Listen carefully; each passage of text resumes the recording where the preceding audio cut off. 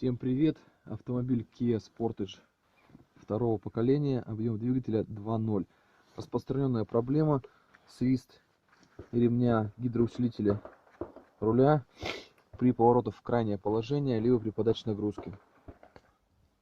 Перечитал много форумов, и одно из предположений было просто потянуть ремень генератора. Ну, я думаю, это не поможет.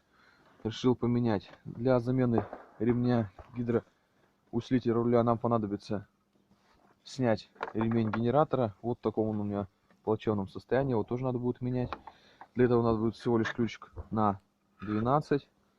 Но чтобы снять ремень гидроусилителя руля, ключ на 14. Другие причины — это, возможно, некачественный ремень. Вот такой ремень мне поставили год назад, стоимость его 110 рублей, сейчас на автодоке. И решил купить два ремня еще. Это оригинал 290 рублей и не оригинал 80 рублей. Поставим сейчас оригинал, посмотрим, что будет. Итак, свист пропал.